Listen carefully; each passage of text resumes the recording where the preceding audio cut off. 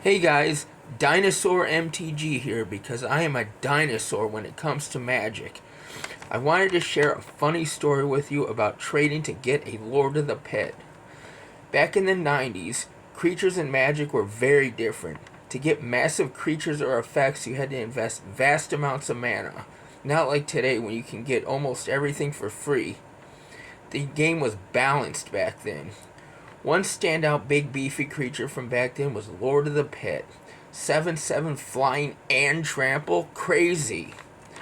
Of course, you had to put 7 mana into it, 3 of it black, and feed them creatures every turn. Everything you expected of a big, massive black demon back then. But there wasn't many creatures who could stand up to him. Sarah, nope. Singer, not even close.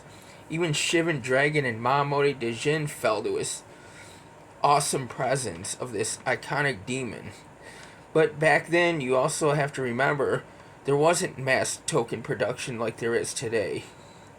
You had to sacrifice actual creatures that you had to pay mana to cast, but still the stats. He was wanted for many black decks, including mine and a friend of mine's.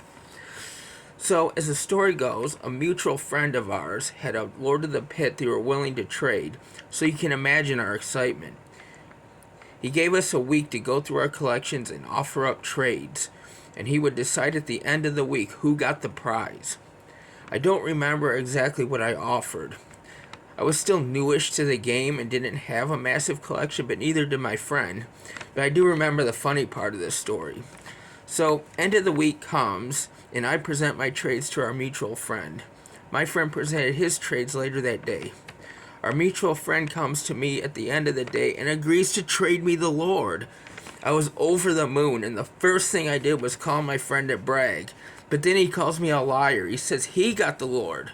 So now two of us are arguing, and finally we demanded each other bring our supposed copies to school the next day. Next day comes, and we each showed each other a Lord of the Pit. It turns out our mutual friend had 2 Lord of the Pits to trade, but said he only had 1.